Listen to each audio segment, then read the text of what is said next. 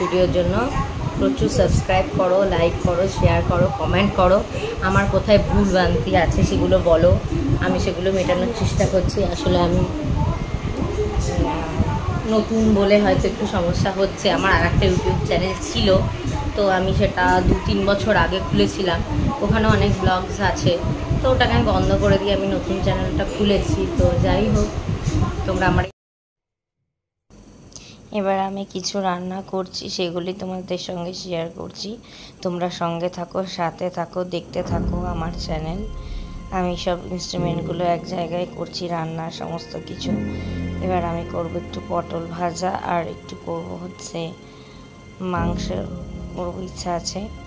আর ভাত। আজকে সানডে আছে, বড় মশাই, বুঝতেই পারছো, সানডে মানে বাঙালি বাড়িতে মাংস, এটা হয় ন্যাচারালি। তো আমি সেটাই রান্না করব। ওই ভাত বসিয়ে দিলাম, এরপর আমি ভাতে ঢাকাটাও দিয়ে দিলাম, তার কারণ ভাতটা ফুটে গেলে কিছুক্ষণ, তারপরে ভাতটাকে বন্ধ করে দিয়ে কিছুক্ষণ রাখলে ভাতটা তাড়াতাড়ি হয়েও যায়, গ্যাসটাও কম লাগে।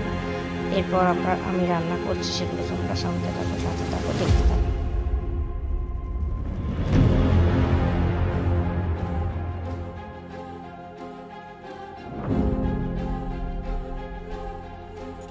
এখন মশলা রেডি হচ্ছে, মশলাটাকে রেডি করার পালা।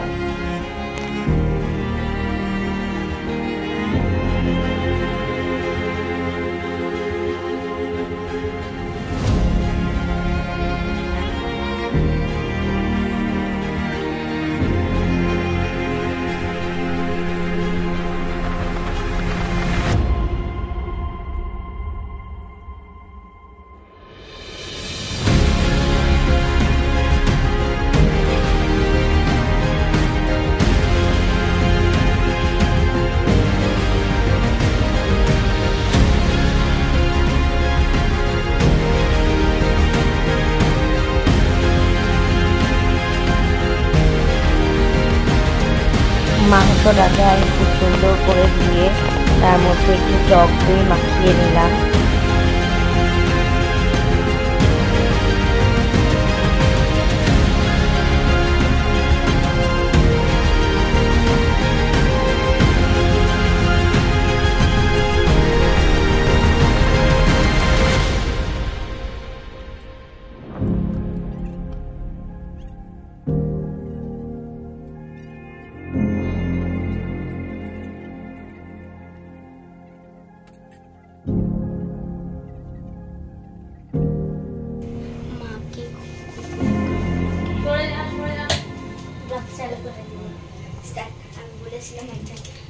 তেলটা গরম হয়ে গেছে, পটলটা দিয়ে দাও।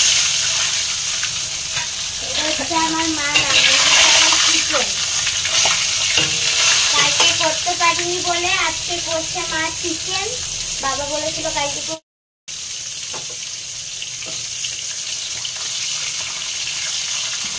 দুটো পটল ভেজে নিচ্ছি।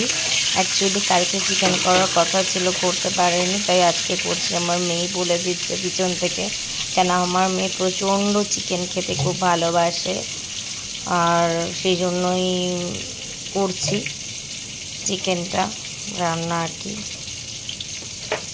আর ভাতটাও দেখবো আস্তে আস্তে, মশলাগুলো রেডি করছে। সঙ্গে থাকো, সাথে থাকো।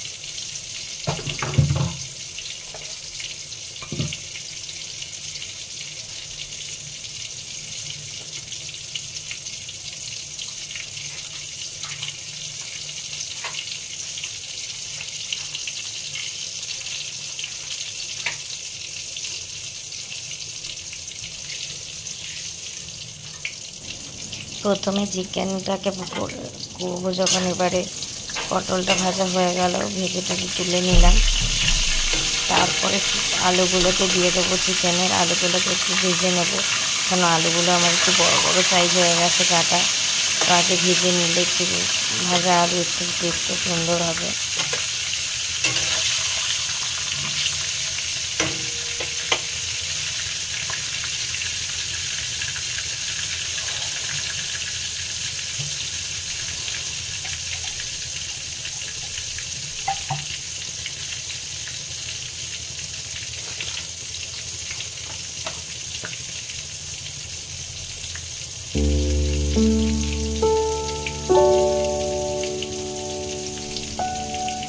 মাংসের সেই ভাজার আওয়াজ আর খুব সুন্দর ভাজার একটা শব্দ আর একটা সাথে খুব সুন্দর মিউজিক, একটা অন্যরকম ফিলিং। যাই হোক, ছোটোবেলায় মাকে দেখতাম, শাশুড়িকে দেখেছি, ননদকে দেখেছি রান্না করতে, এখন আমি করছি, আমার খুব ভালো লাগছে। সঙ্গে থাকো, সাথে থাকো, দেখতে থাকো।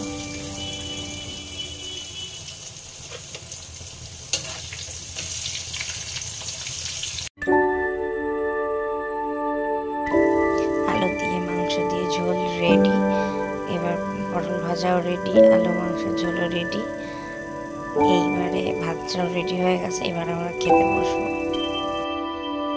তার কারণ আমার মন মেজাজ তো এমনি বলেছিলাম যে আমার শাশুড়ি গত হয়ে গেছেন, এরপর আমার শ্বশুরেরও শরীর খুব খারাপ হয়েছিল, বলতে গেলে আমার শ্বশুরের হার্ট অ্যাটাক করে গেছিলো, কিন্তু খুব ঠাকুরের জোরে উনি বেঁচে গেছেন। তো আমরা এখন হাসপাতালে যাচ্ছি আসছি, সেই জন্য আমরা কিছু করতে পারছি না, সবাই রয়েছে ঘরে, আমার ননদ নন্দাই সবাই এসছে, আমার হাজব্যান্ড ছুটি নিয়েছে, তো আমরা সব যাচ্ছি। আমি সেই জন্য কোনো ব্লগ করতে পারছি না, কিছু শেয়ারও করতে পারছি না, কারণ এগুলো তো শেয়ার করা যায় না। আমার ননদ, হাই বলো, এই দেখো, এই হাই বলো। আর ওরা এখন নেই বাড়িতে, ওরা এখন বাড়িতে নেই, বেরিয়েছে। তো আমরা কি করব না করব তোমাদের সাথে শেয়ার করব। তোমরা প্রে করো ভগবানের কাছে যেন উনি তাড়াতাড়ি খুব সুস্থ হয়ে যায়।